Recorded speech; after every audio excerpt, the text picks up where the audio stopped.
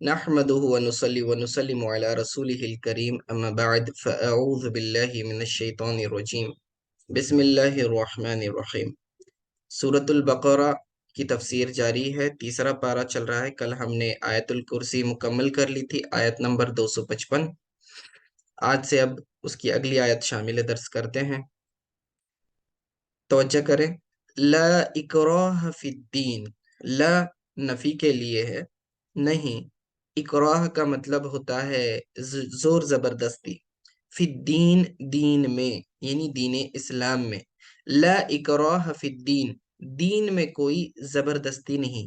یہاں زبردستی سے مراد دین میں، اس دین اسلام میں داخل کرنے میں یا داخل ہونے میں کسی قسم کی زور زبردستی نہیں چلے گی۔ اور اگر کوئی شخص زبردستی کسی کو اسلام قبول کروا لے تو اس کا اسلام معتبر نہیں ہوتا، بلکہ اسلام تو اصل میں ایمان کے ارکان کو قبول کرنا ہے، ایمان کی باتوں کو قبول کرنا ہے، اور وہ دل سے تصدیق سے ہوتا ہے۔ تو آدمی کا اپنا اون انٹینشن ہونا چاہیے، اس کا اپنا ذاتی ارادہ ہونا چاہیے، تبھی وہ مسلمان بنے گا۔ زبردستی سے کوئی اپنے نام کے ساتھ مسلم ٹیگ لگا دینے سے کوئی مسلمان نہیں بن جاتا۔ تو اسلام کے اندر کسی اس طرح کی زبردستی نہیں ہے۔ اس کا غلط معنی نہیں لینا چاہیے۔ لا اکراہ فی الدین، دین میں زبردستی نہیں ہے سے مراد یہ ہے کہ اسلام میں داخل ہونے کے بعد، داخل ہونے کے لیے کوئی زبردستی نہیں ہے، ٹھیک ہے۔ اس کا مطلب یہ نہیں ہے کہ اسلام قبول کرنے کے بعد آدمی جو ہے احکام شرعیہ کو آپشنل سمجھ لے۔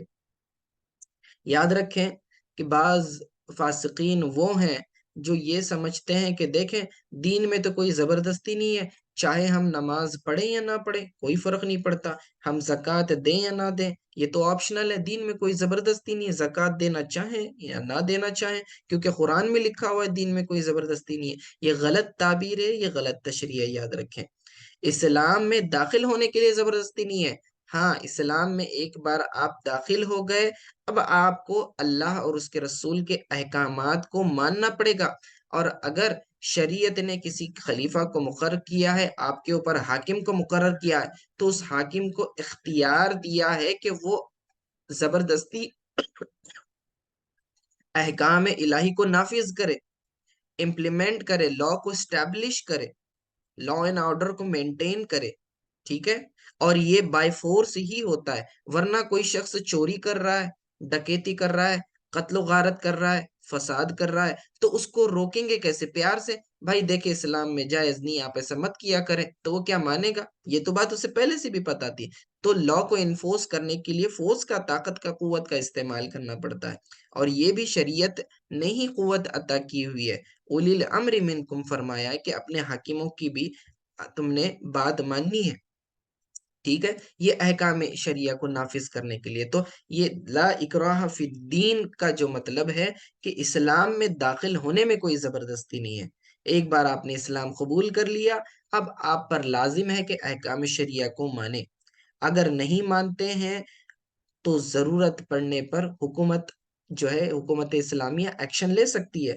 مثال کے طور پر رمضان کا مہینہ ہے اور کوئی اعلانیہ بازار میں مرد نوجوان جو ہے کھاتا پیتا پھرے، تو پھر یہ تو تنبیہ کے لائق ہے، اسے ٹوکا جائے گا، پولیس جو اسلامی حکومت میں ہے جو اس کو ڈانٹے گی، ٹھیک ہے، کیونکہ دوسروں کے حوصلے پست ہوتے ہیں اس سے کہ بھئی اعلانیہ کھلم کھلا رمضان کے مہینے میں نہ کوئی بیماری ہے نہ کوئی دوسرا عذر ہے، ایسا نہیں کہ کوئی بوڑھا ہے۔ ہاں اگر عورتیں یا پھر بوڑھے حضرات اگر کھانا لے جاتے ہوئے ہوٹل سے نظر آتے ہیں تو انہیں کچھ نہیں بولا جاتا، کیونکہ ان کی اپنی مجبوری ہو سکتی ہے، ٹھیک ہے۔ یہ ایک میں بتا رہا ہوں، ایک چھوٹی سی مثال دی میں نے، قد تبین الرشد من الغی، تحقیق کے واضح ہو گئی، تبینہ یا تبین کا مطلب ہوتا ہے کہ کسی چیز کا کلیئر ہو جانا، واضح ہو جانا، روشن ہو جانا، اب اس میں کسی قسم کا کنفیوژن نہیں ہے، کسی قسم کا ڈاؤٹ نہیں ہے، تو اسے کہتے ہیں کلیئر ہو جانا۔ قد تبین رشد، رشد کہتے ہیں ہدایت کو، تو واضح ہو گئی ہے ہدایت من الغی، گمراہی سے، تو اللہ نے کلیئرٹی دے دی ہے، ہدایت کے راستے کو بتا دیا اور گمراہی کے راستے کو بھی بتا دیا، ٹھیک ہے؟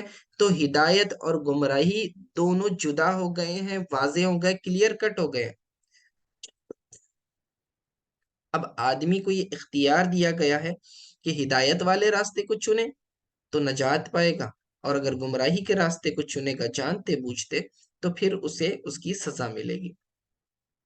یہ آیت جو ہے اس وقت نازل ہوئی جبکہ ایک انصاری صحابی تھے، ان کے دو بیٹے تھے اور وہ دونوں نصرانی تھے، یعنی کہ کرسچنز تھے۔ تو وہ انصاری صحابی ان کے اوپر زبردستی کرتے تھے اور کہتے کہ میں تمہیں اس وقت تک نہیں چھوڑوں گا جب تک تم اسلام قبول نہ کر لو، لیکن وہ انکار کرتے تھے۔ یہ بات آقا علیہ الصلوۃ والسلام تک پہنچی تو آپ نے انہیں بلایا اور فرمایا کہ یہ دین میں اس طرح کی کوئی زبردستی نہیں، لا اکراہ فی الدین، اس طرح سے زبردستی نہیں کر سکتے۔ قد تبین الرشد من الغی، ہدایت گمراہی سے بالکل واضح ہو چکی ہے۔ ای ظہر بالآیات البینات، یعنی کہ اسلام جو ہے اس کی نشانیوں سے، اس کی بینات، اس کے دلائل کے ساتھ بالکل واضح ہو چکا ہے۔ ان الایمان رشد والکفر غی، یاد رکھے ایمان جو ہے یہ رشد ہے، ہدایت ہے، اور کفر جو ہے یہ گمراہی ہے۔ نزلت فی من کان لہ من الانصار، جیسے کہ میں نے بتایا یہ آیت اس وقت نازل ہوئی کہ انصار میں سے ایک شخص تھے، لہو اولاد، ان کے بیٹے تھے، اراد ان یکرہہم علی الاسلام، وہ چاہتے تھے کہ انہیں اسلام پر زور زبردستی کرے، یعنی زبردستی اسلام میں داخل کریں۔ تب اللہ تعالیٰ نے پھر یہ منع فرمایا، یہ آیت نازل ہوئی۔ اکراہ کا مطلب ہوتا ہے زبردستی کرنا۔ فَمَن يَكْفُرْ بِالطَّاغُوتِ، پس جو شخص انکار کرے طاغوت کا، طاغوت کسے کہتے ہیں؟ اس سے مراد شیاطین بھی ہیں، اس سے مراد بت بھی ہیں، ٹھیک ہے؟ اصنام جمع آتی ہے صنم کی صاد سے، صاد نون من، صنم کا مطلب ہوتا ہے بت، پتھر کا بت ہو یا کوئی اور طرح کا بت ہو، اس کی جمع آتی ہے اصنام، ٹھیک ہے؟ فَمَن يَكْفُرْ بِالطَّاغُوتِ، پس جو طاغوت یعنی بتوں کو جھٹلائے یا شیطان کے راستے کو جھٹلائے، تو یہاں لکھا ہوا ہے الشیطان او الاصنام وہو یطلق علی المفرد والجمع، اور یہ جو طاغوت لفظ ہے اس کا اطلاق مفرد پر بھی ہوتا ہے اور جمع پر بھی ہوتا ہے، یعنی آپ اس کو سنگولر کے لیے بھی استعمال کر سکتے ہیں اور پلورل کے لیے بھی استعمال کر سکتے ہیں۔ وَيُؤْمِن بِاللَّهِ، اور ایمان لائے اللہ پر، فَقَدْ اسْتَمْسَكَ بِالْعُرْوَةِ الْوُثْقَىٰ، تو تحقیق کہ اس نے تھام لیا، استمساک تمسک کا مطلب ہوتا ہے کسی چیز کو مضبوطی سے پکڑ لینا، ٹھیک ہے؟ کسی چیز کو مضبوطی سے تھامنے کو تمسک کہتے ہیں۔ تو اللہ فرماتا ہے کہ جس نے بتوں کا انکار کیا، شیطان کے راستے کا انکار کیا، وَيُؤْمِن بِاللَّهِ، اور اللہ تعالیٰ پر ایمان لے آیا، فَقَدْ اسْتَمْسَكَ بِالْعُرْوَةِ الْوُثْقَىٰ، تو اس نے ایسی مضبوط کڑی تھام لی ہے۔ دیکھیں تھامنے کا مطلب استمساک میں آیا، اور بِالْعُرْوَةِ الْوُثْقَىٰ، العروہ الوثقیٰ کا مطلب مضبوط کڑی، مضبوط کڑی کو کہتے ہیں، بالعقد المحکم، ٹھیک ہے؟ تو مضبوط رسی، مضبوط کڑی کہہ لیں اس کو، ٹھیک ہے؟ بالعروۃ الوثقیٰ لا انفصام لها، یعنی اس کو کوئی انقطاع نہیں ہے، انفصام ایل انقطاع، ٹھیک ہے؟ انفصام کا معنی ہے کٹ جانا، الگ ہو جانا، سپریٹ ہو جانا، ٹوٹ جانا، ٹھیک ہے؟ لن فسام لہا، یعنی وہ ایسی مضبوط کڑی ہے کہ اس میں کوئی انقطاع نہیں، کسی چیز کی کوئی ڈسکنیکشن نہیں، وہ ٹوٹنے والی نہیں، وہ مضبوط چیز ہے، مضبوط کڑی ہے۔ واللہ سمیع، اور اللہ تعالیٰ سننے والا ہے، لما یقال، جو بھی آپ کہتے ہو اللہ سننے والا ہے، علیم بما یفعل، اور اللہ تعالیٰ جاننے والا ہے جو کچھ تم کرتے ہو، ٹھیک ہے؟ تو یہاں بالعروۃ الوثقیٰ کی تفسیر میں کئی روایتیں آئی ہیں۔ کہ उर्वतुल उस्का किसे कहते हैं। बाजों ने कहा कि इससे मुराद ला इलाहा इल्लल्लाह है। बाजों ने कहा कि ये मजबूत कड़ी जो है असल में कि अल हुब्बु फिल्लाह वल बुग़्ज़ु लिल्लाह, तो ठीक है, वल बुग़्ज़ु फिल्लाह यानी कि अल्लाह के लिए ही मोहब्बत करना और अल्लाह ही के लिए नफरत करना, ठीक है। तो इसे उर्वतुल उस्का कहा, मजबूत कड़ी कहा। या फिर इससे मुराद इजमाली तौर पर ईमान है, या फिर इससे मुराद जो है सिरातुल मुस्तकीम का रास्ता।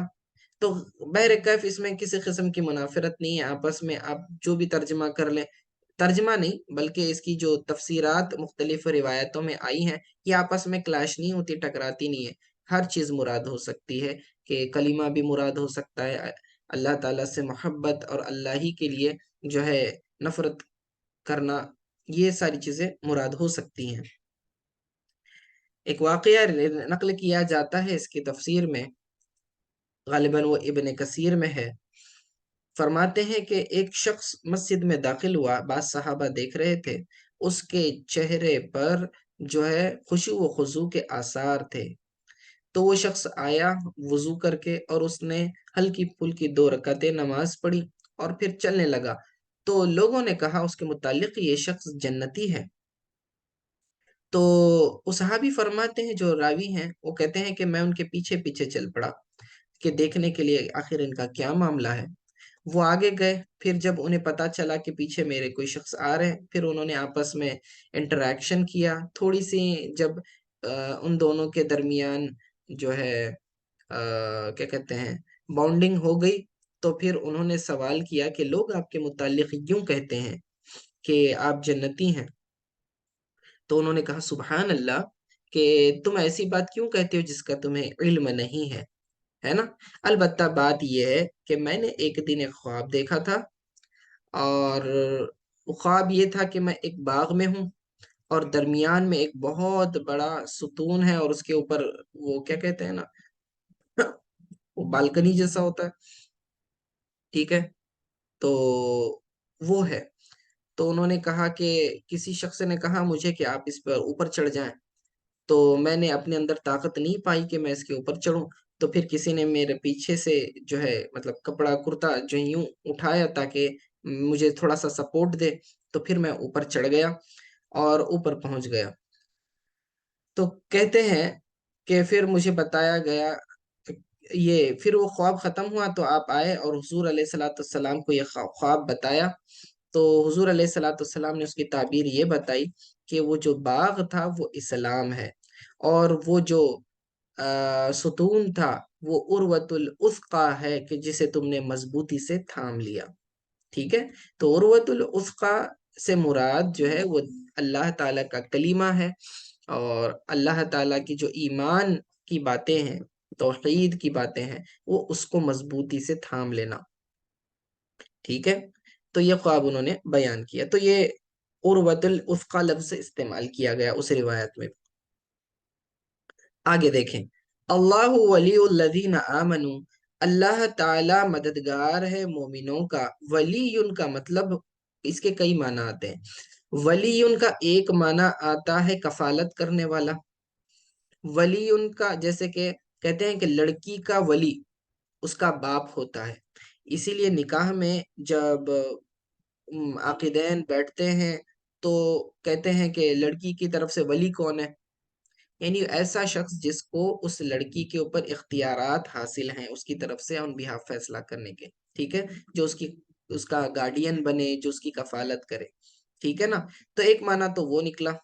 दूसरा माना है अल्लाह ताला का दोस्त, सिर्फ दोस्त, वली का माना दोस्त, फ्रेंड। और तीसरा माना है मददगार, हेल्प करने वाला, ठीक है, बमाना नासिर, नासिर यानी मदद करने वाला, ठीक है। तो यहाँ जो फरमाया अल्लाह वलीउल्लज़ीना आमनू, अल्लाह ताला नासिर है, अल्लाह ताला मददगार है, अल्लज़ीना आमनू वो लोग जो ईमान लाए, अल्लाह ताला ईमान वालों का मददगार है। اور اللہ ان کی مدد کس طرح فرماتا ہے؟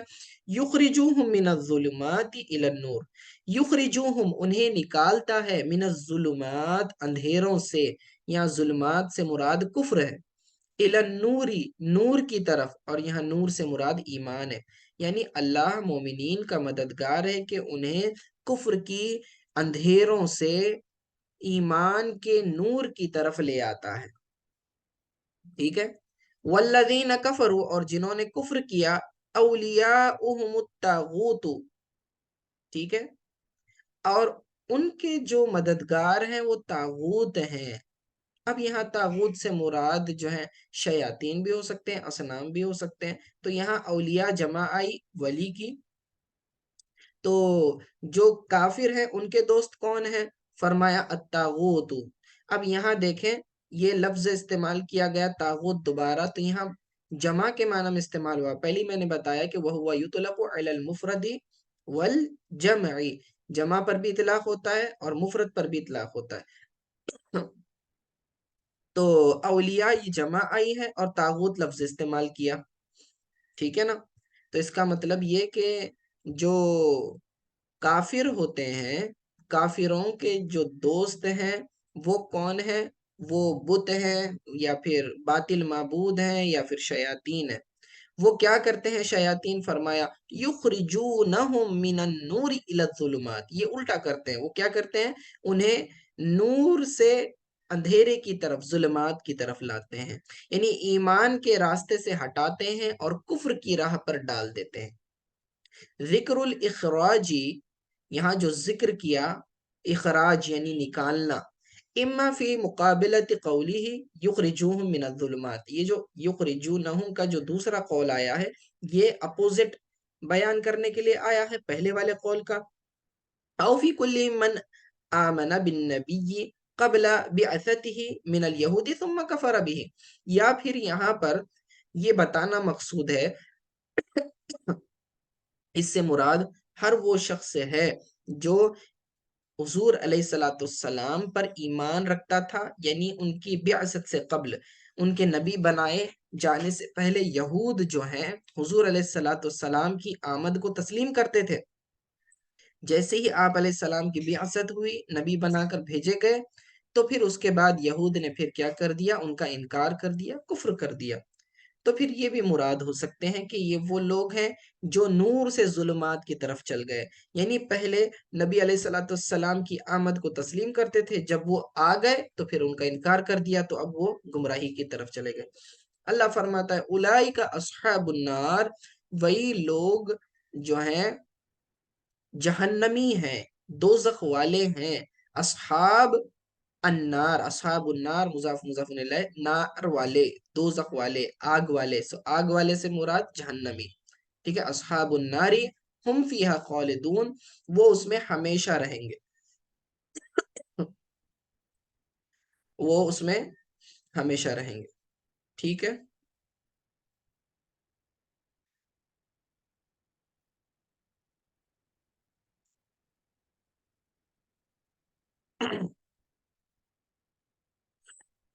اب یہاں ایک واقعہ ذکر کیا جا رہا ہے اگلی آیت میں حضرت ابراہیم علیہ السلام کے تعلق سے، اس آیت نمبر 257 پر یہ رکوع ختم ہو گیا، اب یہاں سے نیا مضمون شروع ہو رہا ہے۔ الم تورا، کیا آپ نے دیکھا، الالذی اس شخص کو، حاجہ جو حجت کر رہا تھا، حاجہ سے مراد حجت کرنا، یعنی جدل و جدال کرنا، یعنی کہ بحث و مباحثہ کرنا، ٹھیک ہے؟ حاجہ ابراہیم، ابراہیم علیہ السلام سے، فی ربہ اپنے رب کے بارے میں، یعنی کہ کیا آپ نے اس شخص کو دیکھا جو حضرت ابراہیم علیہ السلام سے اللہ تعالیٰ کے بارے میں جھگڑ رہا تھا؟ ان آتاہ اللہ الملک، کہ اللہ تعالیٰ نے اسے کیا کر دیا تھا؟ ملک عطا کیا تھا، یعنی بادشاہی عطا کی تھی، ٹھیک ہے؟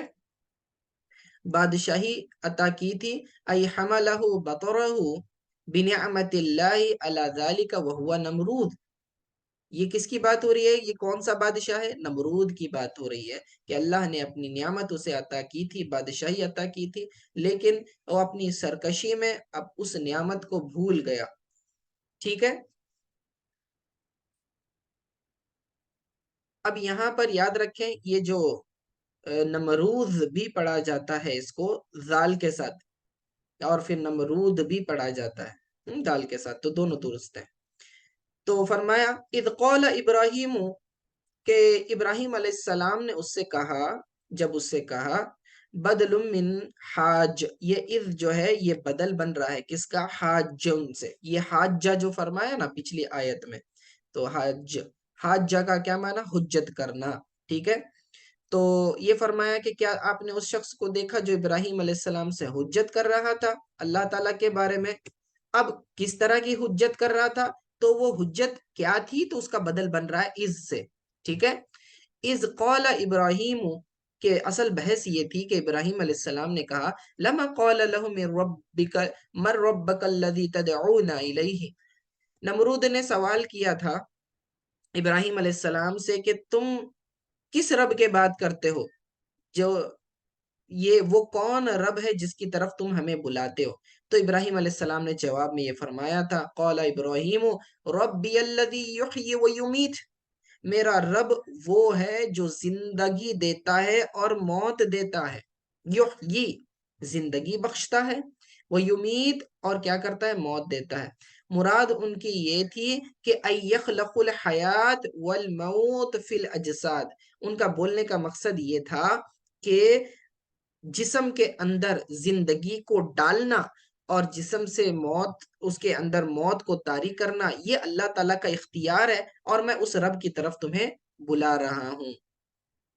تو نمرود کی موٹی کھوپڑی میں یہ بات سمجھ میں نہیں آئی، تو اس نے جواب میں یوں کہا قال انا احی و امید، میں بھی زندہ کرتا ہوں اور مارتا ہوں، ٹھیک ہے؟ وہ اس نے اپنے تعلق سے یہ کہا کیونکہ وہ جو ہے اپنے آپ کو خدائی کا دعویٰ کرتا تھا، لوگوں سے جو ہے اپنے سامنے سجدہ کرواتا تھا۔ تو اس نے کہا کہ دیکھیں میں بھی تو زندہ کرتا ہوں، میں بھی مارتا ہوں، تو پھر کیسے؟ تو اس نے جو ہے دو قیدیوں کو بلایا اور حکم دیا کہ ایک کو قتل کر دیا جائے، دوسرے کو آزاد کر دیا جائے۔ تو ابراہیم علیہ السلام سے کہنے لگا کہ دیکھو میں نے ایک کو زندگی دی اور ایک کو موت دی، تو یہ تو میں بھی کر سکتا ہوں، تو کیا میں رب نہیں ہوا؟ اب یہ اس کی عقل میں یہ بات نہیں آئی کہ ابراہیم علیہ السلام اصلاً یہ فرمانا چاہ رہے تھے کہ جسم کے اندر زندگی کا داخل کرنا اور اس سے نکالنا اس کا اصل مالک اللہ ہے، صرف کسی کو قتل کر دینا اور کسی کو چھوڑ دینا، یہ زندہ کرنا اور مردہ یہ مارنا، یہ اصل یحیی و یمیت کی تعریف میں آتا ہی نہیں۔ جب انہوں نے دیکھا کہ اس کی عقل میں یہ بات سمجھ میں نہیں آ رہی، تو پھر انہوں نے جواب دیا، اگلی بات کہی، فرمایا قال ابراہیم، اب انہوں نے اپنی حجت کو منتقل کر دیا۔ پہلے والا سٹیٹمنٹ انہوں نے کہا تھا کہ میرا رب وہ ہے جو زندہ کرتا ہے اور مارتا ہے، اب سیکنڈ سٹیٹمنٹ انہوں نے اسٹیبلش کر دیا منتقلا الی حجتی اوضح منها، انہوں نے اپنی بات کو اور مزید واضح کیا، فرمایا ان اللہ یأتی بالشمس من المشرق فأتی بها من المغرب، ٹھیک ہے؟ اب انہوں نے جو ہے دیکھا کہ اس کو سمجھ میں نہیں آ رہا ہے، تو انہوں نے ڈائریکٹلی بات کی، اب کہنے لگے کہ دیکھو میرا رب وہ ہے جو سورج کو مشرق سے نکالتا ہے، ٹھیک ہے، اور مغرب میں غروب کرتا ہے، مشرق سے سورج کو میرا رب نکالتا ہے، اگر تو رب ہے تو چل اسے مغرب سے نکال۔ فَإِنَّ اللَّهَ، بے شک اللہ تعالیٰ، یأتی لاتا ہے، بالشمسی سورج کو، من المشرقی مشرق سے، فأتی تو تو بھی لے آ، بہا اسے، من المغربی مغرب سے نکال۔ یاد رکھیں شمس کو مؤنث تسلیم کیا جاتا ہے، اس لیے یہاں بہا کہا، بہی نہیں کہا، ٹھیک ہے؟ مؤنث کی ضمیر کو لوٹایا گیا، تو یہاں بہا سے مراد شمس ہے۔ فاتی بہا من المغرب، تو اسے جو ہے مغرب سے نکال، یعنی اس سورج کو مغرب سے نکال۔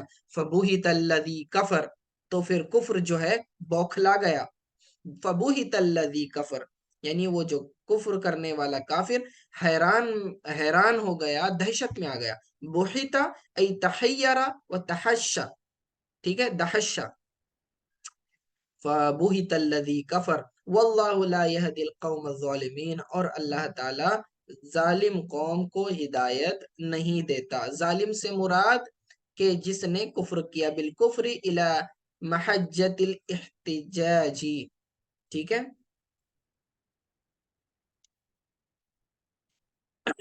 سمجھ میں آ گیا؟ تو ظالمین کا ترجمہ ہم کئی مرتبہ کر چکے ہیں. ظلم کا مطلب ہے کہ وضع الشیء الی غیر محلہ، کہ ظلم کہتے ہیں کسی چیز کو اس کی اپنی اصل جگہ سے کسی دوسری جگہ رکھ دینا.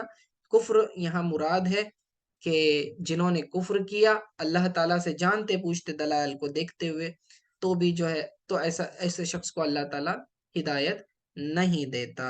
چلیے آج کے لیے اتنا کافی. صلی اللہ تعالیٰ علی خیر خلق محمد وآلہ وصحابہ اجمعین برحمتک یا ارحم الراحمین.